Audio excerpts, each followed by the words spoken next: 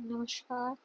जय गुरु जी। आज हम परमहंस योगानंद जी की आत्मकथा ऑटोबायोग्राफी उपयोगी के अध्याय 33 की अनोखी कथा सुनने जा रहे हैं।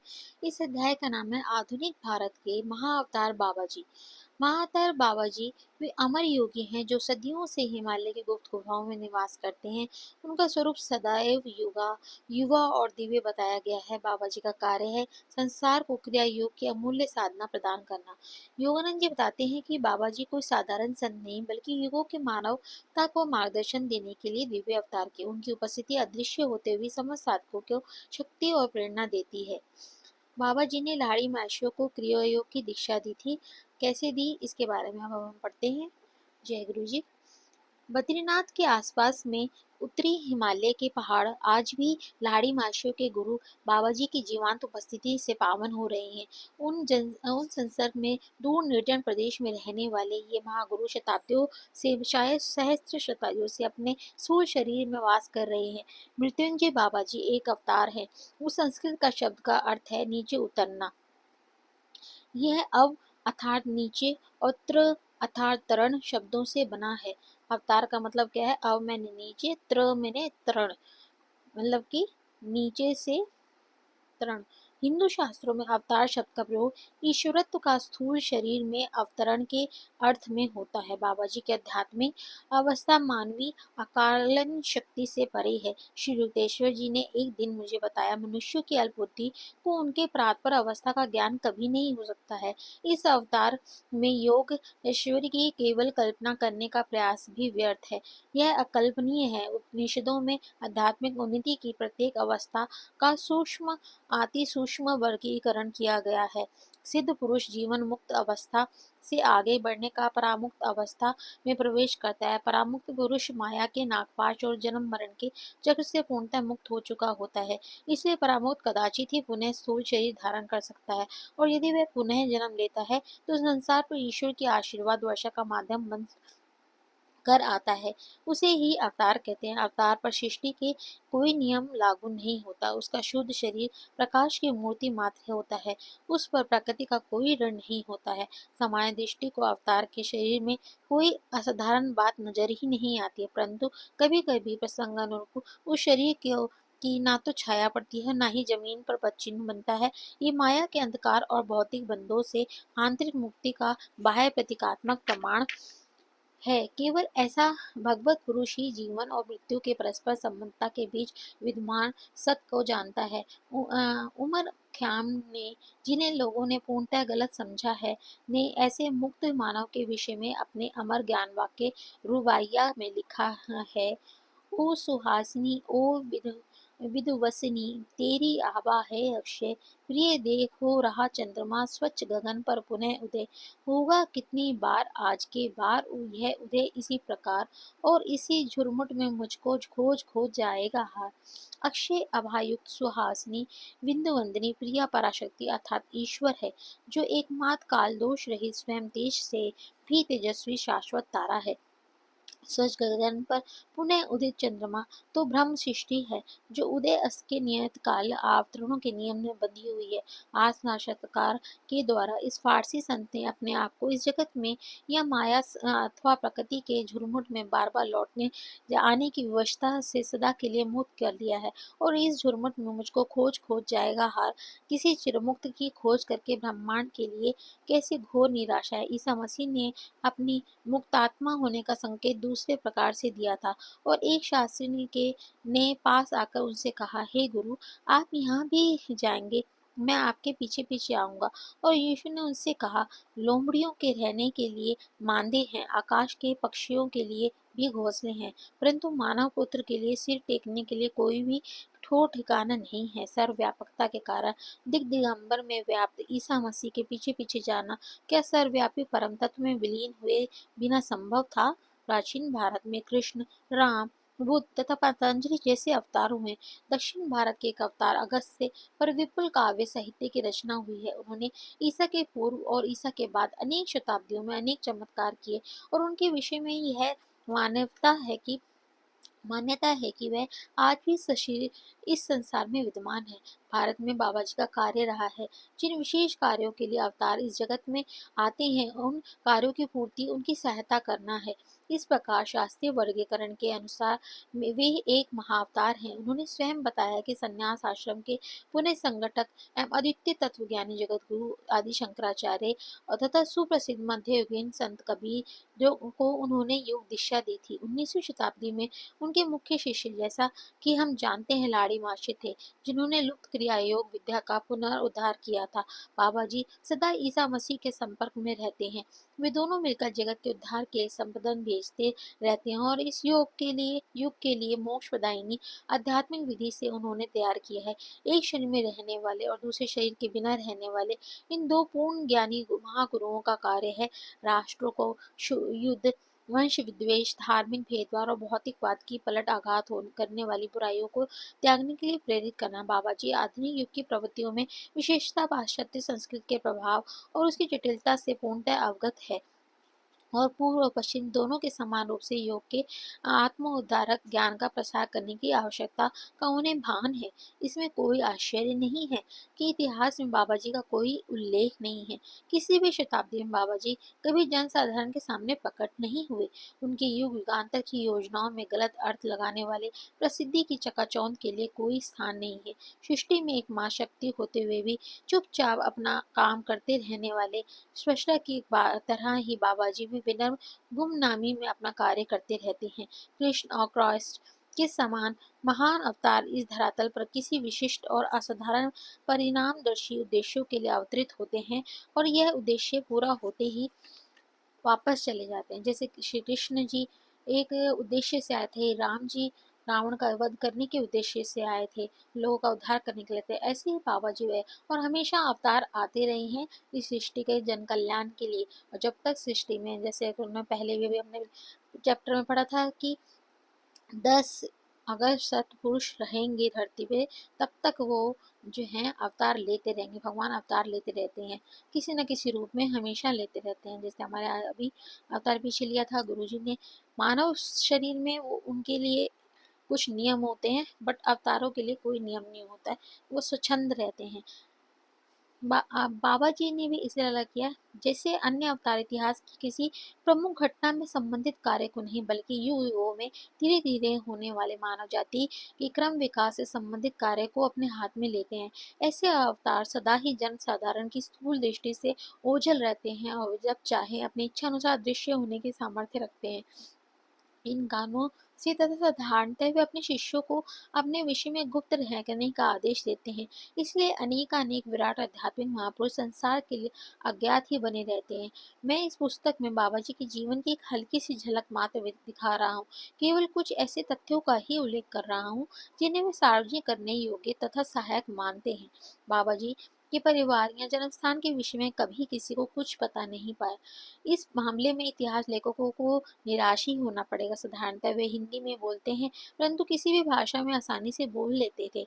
उन्होंने बाबा जी को सीधा सादा नाम ले लिया। लाड़ी माशी के शिष्यों ने उन्हें श्रद्धा से जो अन्य नाम दिए हैं, वे हैं मामुनि बाबा जी महाराज, महायोगी, त्र्यंबक बाबा, शिव बाबा। एक पूर्ण मुक्त सिद्ध पुरुष का कुल गोत्र क्या कोई महत्व रखता है? लाड़ी माशी क्या करते हैं थे? जब भी कोई श्रद्धा के साथ बाबा जी का नाम लेता, तो उसे तत्क्षण आध्यात्मिक आशीर्वाद प्राप्त होता है। अमर बाबा जी के शरीर पर आयु का कोई लक्षण दृष्टिगोचर नहीं होता। वे अधिक से अधिक 25 वर्ष के युवक दिखते हैं। गौर वर्ण मध्यम कंठकाठी के बाबा जी के सुंदर बलिष्ठ शरीर पर सहज ही दिख पड़ने वाला युग तेज है। नेत्र काले शांत और दयाद्र हैं। उनके लंबे चमकीले केश ताम्र वर्ण के हैं। कभी कभी बाबा जी का चेहरा लाहड़ी माशों के चेहरे से मिलता जुलता दिखाई देता है। कभी कभी तो दोनों में इतनी स्पष्ट समरूपता दिखाई देती है कि उत्तरवर्ती आयु में लाड़ी मासी का कोई भी युवा दिखते बाबा जी के पिता समझ लेता।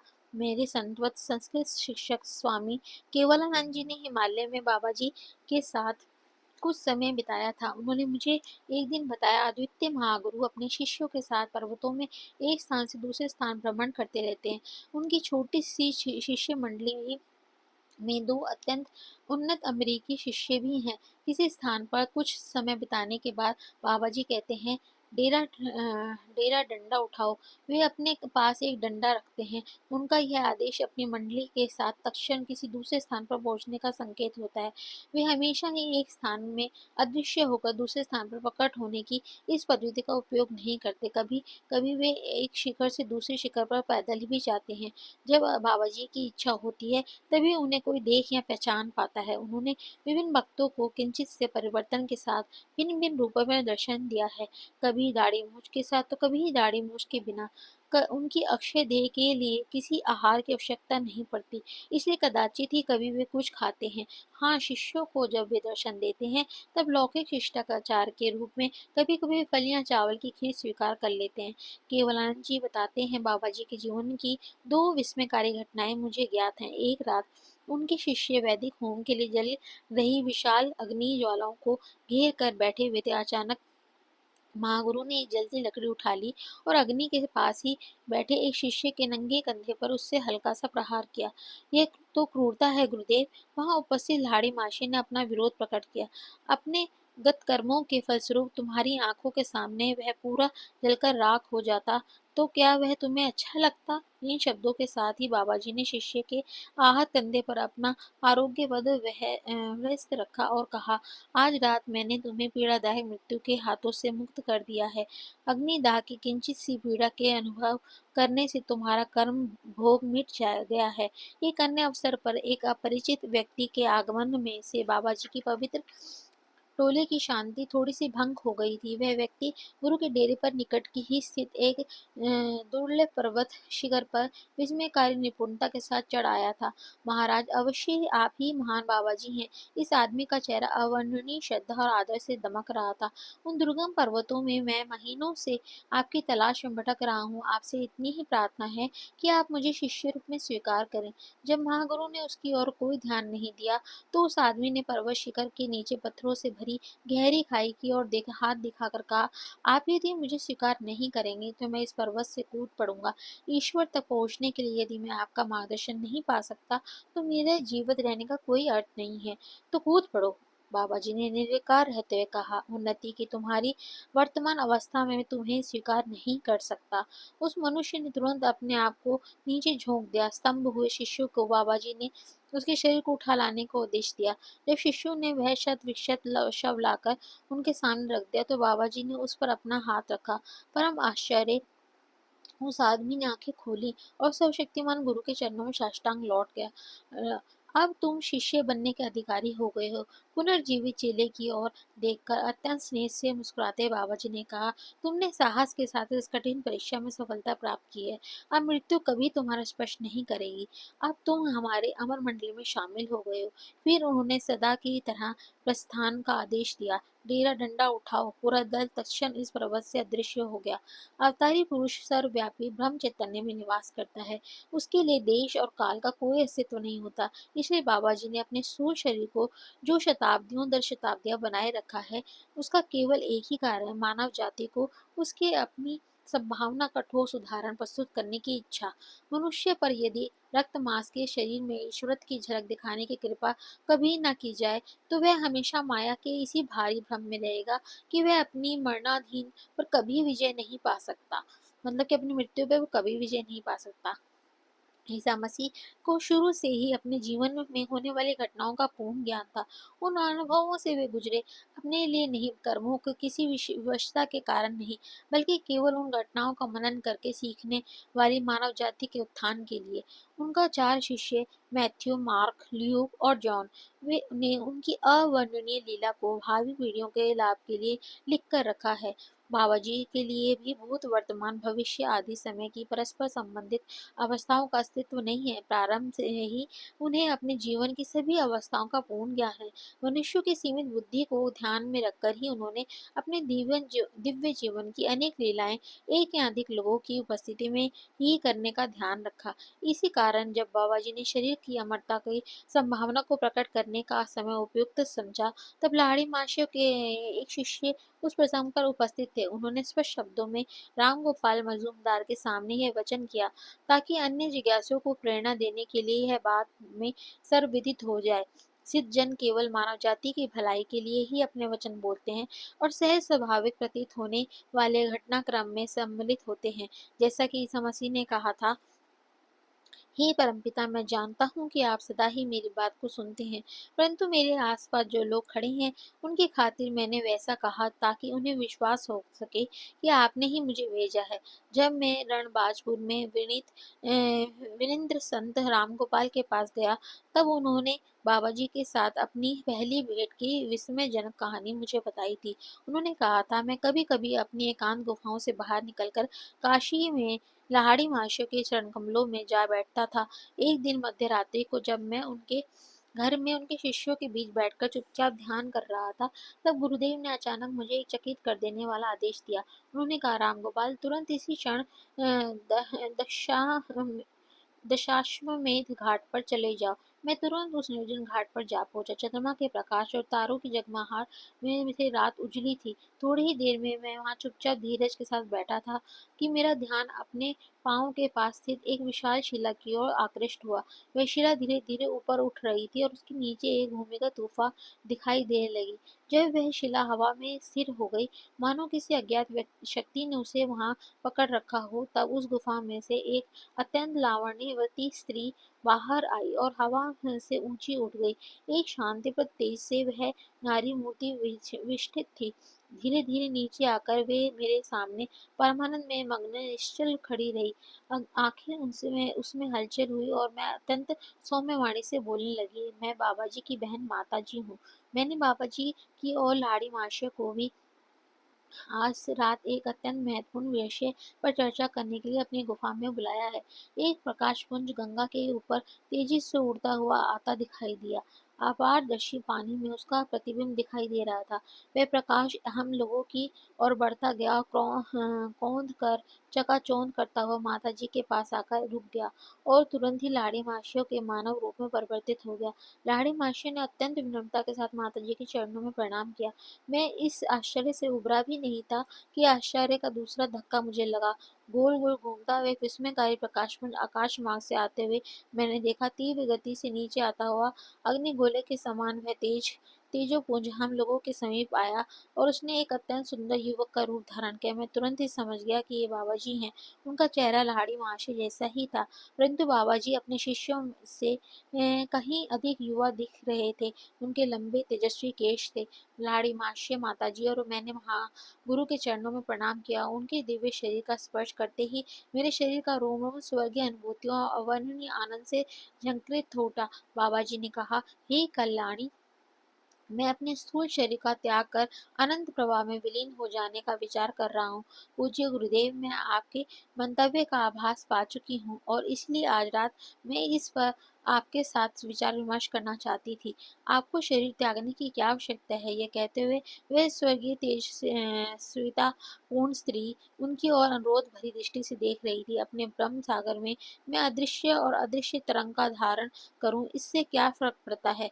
माता जी ने विलक्षण वाक्पटुता का परिचय देते हुए कहा, मृत्युंजय गुरुदेव, यदि कोई फर्क नहीं पड़ता तो कृपा करके अपने शरीर को त्याग मत कीजिए।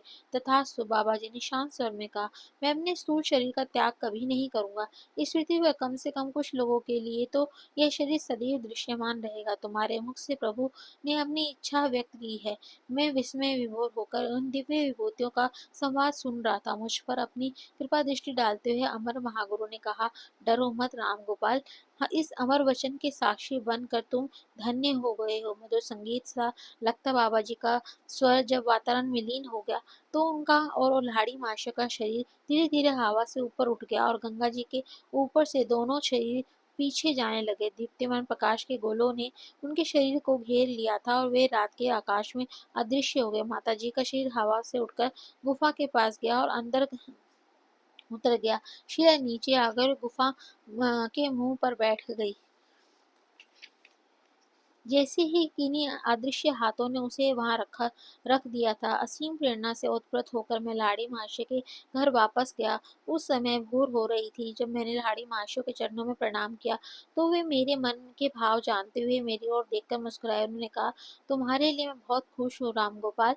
तुमने प्राय बाबा जी और माता जी के दर्शन की इच्छा मेरे साथ पास व्यक्त की थी। आज अत्यंत सुंदर तरीके से तुम्हारी वह इच्छा पूरी हो गई है।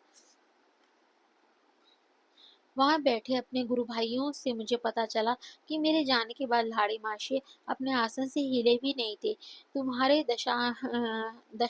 दशश्वमेध घाट को चले जाने के बाद उन्होंने अमृत पर एक अत्यंत सुंदर प्रवचन दिया। एक शिष्य ने मुझे बताया, उस दिन पहली बार मुझे शास्त्रों के उन वचनों का सत्यता का बोध हुआ जिसमें कहा गया था कि आत्मदर्शी पुरुष एक ही समय में विभिन्न स्थानों में दो या अधिक अवतारों में प्रकट हो सकता है। रामगोपाल ने अपनी बात का समापन करते हुए कहा, बाद में मल्हारी माशी ने इस पृथ्वी के लिए ईश्वर की गुप्त योजना से संबंधित अनेक आदि भौतिक तत्वों का मुझ पर स्पष्ट कर बताया। ईश्वर ने बाबा जी को इस वर्तमान कल्प के अंत तक इस संसार में सशरीर रहने के लिए चुना है। युग पर युग आएंगे और जाएंगे, परंतु मृत्युंजय महागुरु युगों के नाटक का अवलोकन करते हुए इस विश्व रंगमंच पर स्थापित रहेंगे। यदि कोई भी मनुष्य मेरे उपदेश का पालन करेगा, क्रॉस चैतन्य और कुटस्थ चैतन्य में अखंड रहेगा, तो वह कभी नहीं मरेगा। जॉन सर जॉन ने बाइबल में ये वचन लिखा। इस वचन में ईसा मसीह का अभिप्राय स्थूल देह के अमर जीवन से नहीं था, क्योंकि यह तो एक ही ढहरे के जीवन की उत्तर देने वाला कारावास होगा, जो कभी पापी को भी कोई देना नहीं चाहेगा। संतों की तो बात ही दूर है। ईसा मसीह यहाँ जिस मनुष्य की बात कर रहे हैं, उन आत्मदर्शी पुरुष की बात है जो शाश्वत जीवन के अज्ञान के महानिद्रा में जाग गया हो।